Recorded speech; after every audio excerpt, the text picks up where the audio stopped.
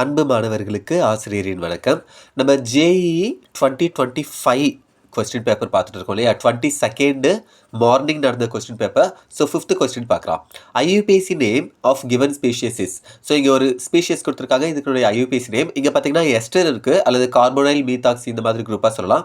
இங்கே என்ன இருக்குன்னா கார்பாக்சிலிக் ஆசிட் இருக்குது. ஸோ ஆசிடுக்கு தான் ஃபர்ஸ்ட் ப்ரிஃபரன்ஸ் தருவோம். அப்போ இது ஃபர்ஸ்ட் கார்பன், தென் செகண்டு, தேர்டு, ஃபோர்த்து கார்பன் கார்போனைலில் இருக்கிற டீஆக்டிவேட்டிங் குரூப் அங்கே கொடுப்போமா, அல்லது மெத்தில் ஒரு ஆக்டிவேட்டிங் குரூப்பில் கொடுப்போமா?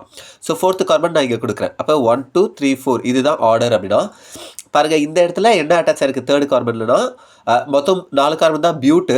ஓகேவா? அப்போ இது பியூட்டனாயிக் ஆசிட், இதில் எந்த பிரச்சனையும் இல்லை. செகண்ட் கார்பனில் மெத்தில் இருக்குது. So 2 methyl butanoic acid. இந்த நேமை பார்த்தே நம்ம எங்கேயாவது கண்டுபிடிக்கலாம். பியூட்டனாயிக் ஆசிட் இங்கே இருக்குது. Butanoic acid 2 methyl butanoic acid. Answer 3. Fine. இல்லைனாலும் இன்னொரு விஷயமும் பார்க்கலாம். ஃபைன். இங்கே COOCH3 இருக்கு இல்லையா? அதாவது C டபுள் பாண்ட் O இருக்குது, அதுக்கப்புறம் ஒரு COCH3 இருக்குது. இந்த OCH3க்கு பேர் மீத்தாக்சி அப்படின்னு நம்ம சொன்னால், இந்த CO பேர் என்ன சொல்லுவோம்? கார்போனைல் அப்படின்னு சொல்லுவோம். அப்போ தேர்டு கார்பனில் என்ன இருக்குன்னா ஒரு மீத்தாக்சி கார்போனைல் இருக்குது. அதாவது மீத்தாக்சி அட்டாச் ஆகிருக்கிற ஒரு கார்போனைல், அதுதான் அட்டாச் ஆகிருக்கு. So 3 methoxy carbonyl 2 methyl butanoic acid அப்படின்னு சொல்கிறாங்க. Answer option 3. எப்படி வந்துச்சுன்னு புரியுதா? ஃபைன்.